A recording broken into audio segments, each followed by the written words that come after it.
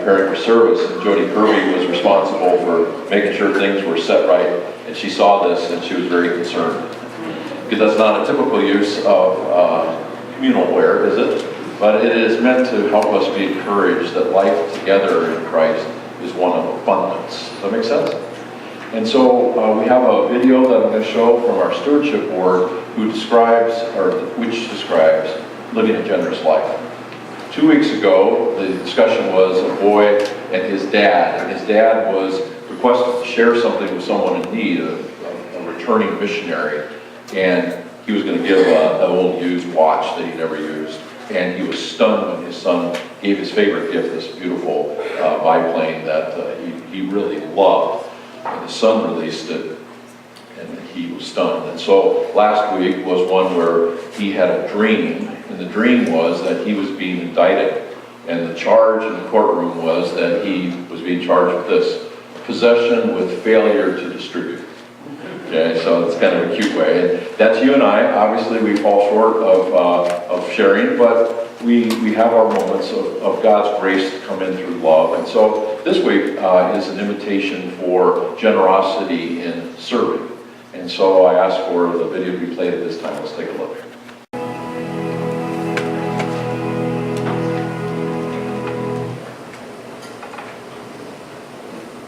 I wanted to give you encouragement from a spiritual viewpoint.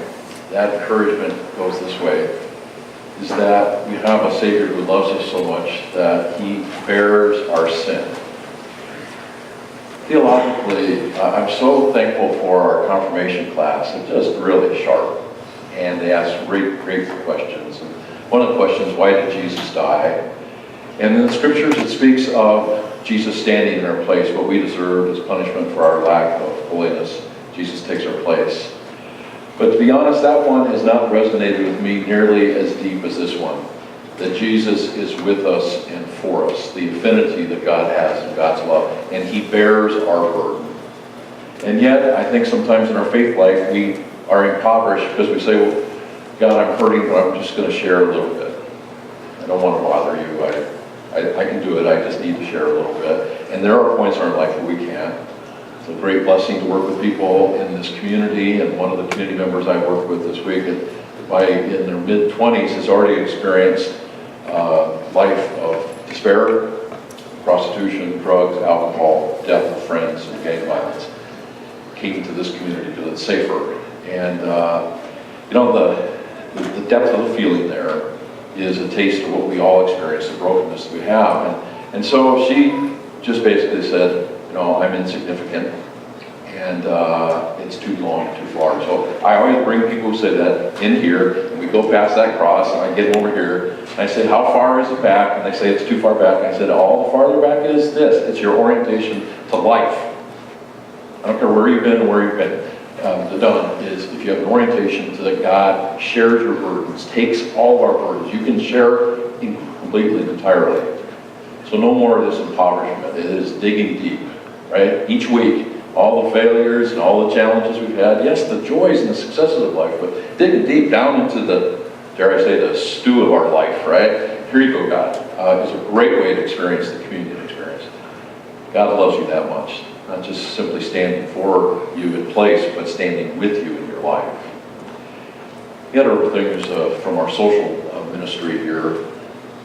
Really good way to check a church, if you ever want to check the ministry of a church, is take a look at their budget. Their leading ethical document is their budget. And their budget, if they give 10% or less to the community, out into the world, they've lost their way.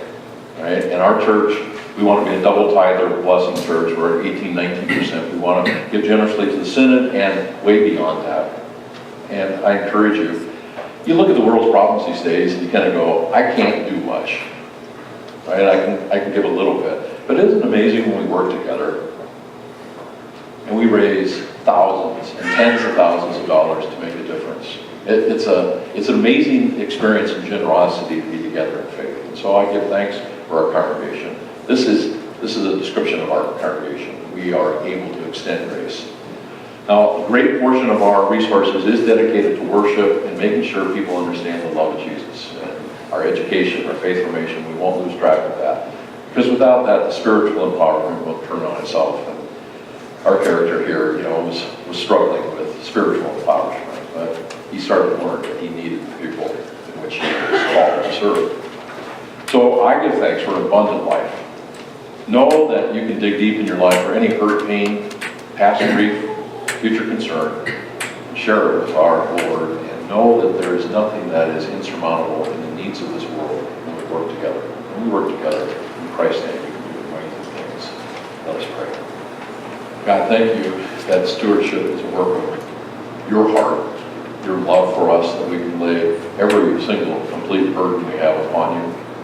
And in receiving this refreshing life in our communion experience, God, we are free to love and serve others. And God, help us to work together as we never have before, so that we can reach out in unity of the love of Christ in practical and beautiful ways in people's lives. Thank you for gathering us in your Son's name. Amen. Amen.